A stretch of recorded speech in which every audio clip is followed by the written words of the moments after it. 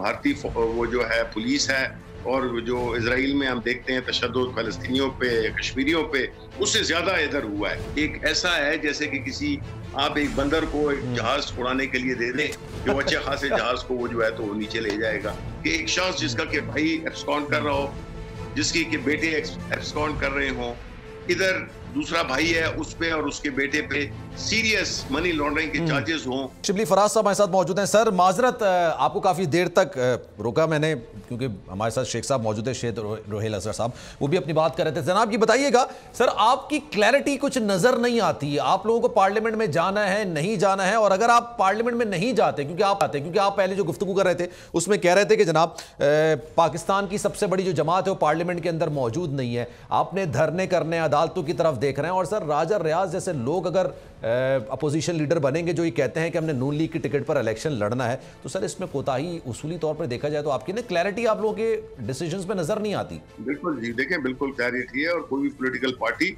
उसकी जो स्ट्रेटजीज होती हैं वो मल्टी डायमेंशनल होती हैं। वो वो नहीं होती हैं, यूनिलैटरल नहीं होती हैं कि जी एक ही लाइन पे चल पड़े हैं। नहीं, हम इसको भी देख रहे हैं, अपने जो हमारी जो लोगों का जो गम गुस्सा है, हमारे पे बड़ा प्रेशर है अवाम का, और फिर जो उन्होंने ये देखा कि जिस बदतरीन तशद्दुद का वो निशाना बनाया गया आम लोगों को, खवातीन को, बच्चों को, बूढ़ों को, पुरअमन लोगों को, तो हम इसको देख रहे हैं कि हम किस तरह से एक ऐसा वो करें जिसमें कि अवाम और ये जो जिस तरह के ये हमें तो भारतीय वो जो है पुलिस है और जो इजराइल में हम देखते हैं तशद्दुद फ़लस्तीनियों पे, कश्मीरियों पे, उससे ज्यादा इधर हुआ है। अच्छा। इस किस्म की स्टेट पावर यूज की गई है जो कि तारीख में उसकी नज़ीर नहीं मिलती है, इवन मार्शल लॉज में नहीं मिलती है। तो इस किस्म की चीजों में हमारा मकसद तो मुल्क में खाना जंगी या कोई एक ऐसा लॉ एंड ऑर्डर या वायलेंस का प्रोग्राम नहीं है।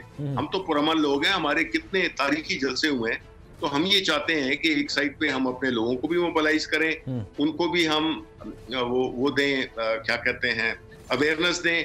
इसी तरह हम अपने कानूनी फील्ड पे भी हम फ्रंट पे भी हम लड़ रहे हैं, और इसी तरह जो हमारे जो इलेक्शन हैं वो जाहिर है कि इलेक्शन में तो कोई भी होगा तो मैदान तो हम खाली नहीं छोड़ेंगे, हम पूरे भरपूर तरीके से इलेक्शन में हिस्सा लेंगे, क्योंकि न लेना वॉक ओवर की मिसाल है। जिस तरह के आज हुआ, जिसमें कि पब्लिक अकाउंट कमेटी में मैं गया, मैं वाहिद ऑपोजिशन का मेंबर था जो वहाँ बैठा हुआ था, और उधर हमने देखा कि अपने आप को लोग एनआरओ दे रहे हैं, तो ये एक्सेप्टेबल नहीं है। हम मतलब है कि हर तरह एक मल्टी डायमेंशनल अप्रोच है हमारी। तो सर क्या इन ऑप्शंस में जो आप कह रहे हैं कि हमने तमाम ऑप्शंस खुले रखे हैं, इसमें क्या मीसाकी मईशत या ग्रैंड डायलॉग का हिस्सा बनना भी है? क्योंकि आप लोग इस हवाले से कुछ हिकमत अमली बनाई है, आपने कोई मुज़ाकरात की राह हमवार हुई है, सियासी गैर सियासी लोगों ने आपसे राब्ता किया है, बैकडोर राब्ते हैं? देखिए, जहाँ तक ये इस तरह की वो है, हमने देखा कि क्या हाल हुआ जो मिसाक जमहूरियत हुआ था, वही पार्टीज दो जिन्होंने के आपस में किया था, उसका क्या हाल हुआ।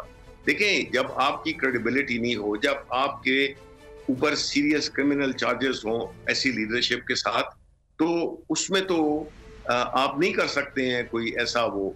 हम तो इकोनॉमी को बड़े अच्छे तरीके से चला रहे थे।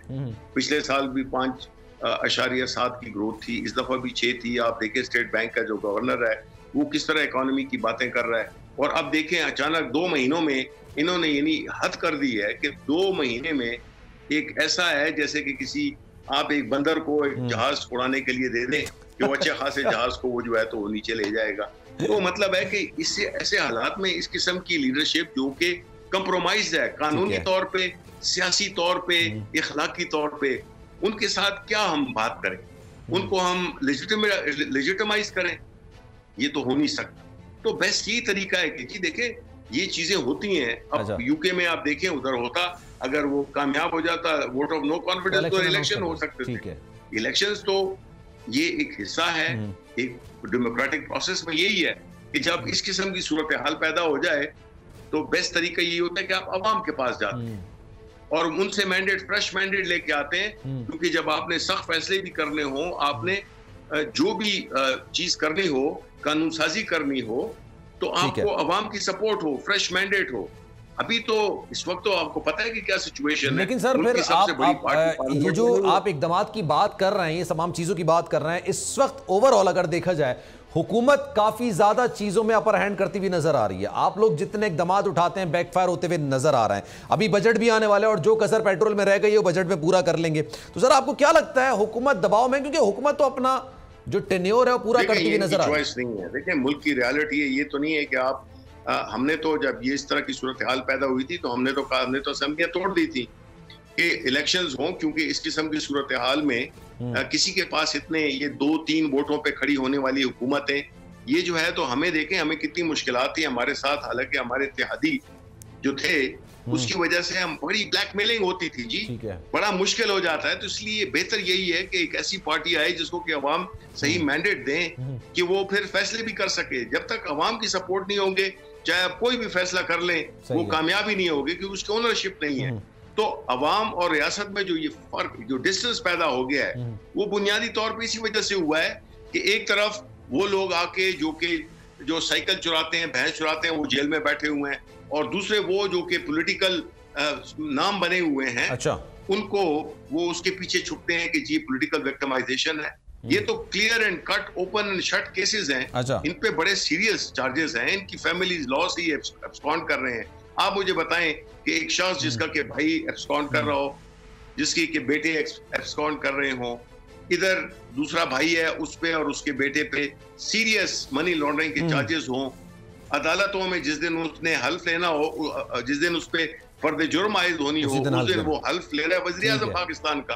तो ये पाकिस्तान के अवाम की तौहीन नहीं है, ये उनके मुंह पे तमाचा नहीं है। फिर ऊपर से एक तो कहते हैं कि वो करेला ऊपर से नीम चढ़ा। एक तो आप जिस गलत तरीके से आए हैं, फिर जो आप जो फैसले कर रहे हैं, जो अवाम दुश्मन आप इकदाम ले रहे हैं, में से सर कैसे उन फैसलों में से एक फैसला ये भी है सर, ये राना सनाउल्लाह साहब कह रहे हैं मुझे एक दर्जन भर केसेस हैं गालिबन शायद खान साहब के, तो ये कह रहे हैं कि जनाब अगर जमानत खत्म हो जाएगी तो जो उनकी सिक्योरिटी पर मामूर है ना पुलिस एहलकार, वही उनको गिरफ्तार कर लेंगे। तो आपके पास है ऐसी इतलात या कोई लाहेमल आप लोगों ने बनाया है इससे बचने के लिए, निपटने के लिए?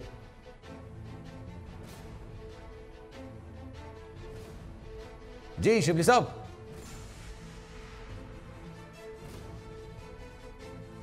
शिबली साहब, गिरफ्तारी से बचने के लिए खान साहब की कोई लाहेअमल बनाए, कुछ इतलात हैं, गिरफ्तार उनको किया जा रहा है? इसकी मिसाल ऐसे है कि एक गीदड़ किसी टाइगर को डराने की कोशिश कर रहा हो, आप समझ लें, आप सोच लें ये पॉसिबल है। इस किस्म की चीजों से खान साहब नहीं घबराने वाले। He is known for his courage, he is known for his principle stand.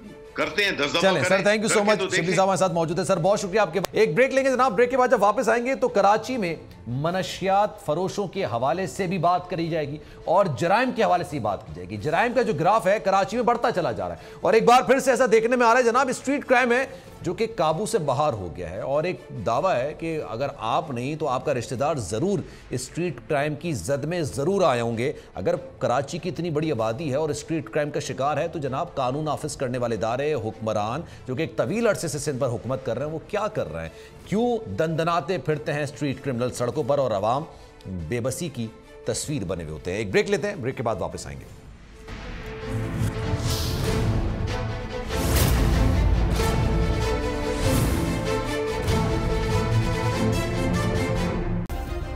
Subscribe करें और बेल दबाएं ताकि कोई खबर रह न जाए।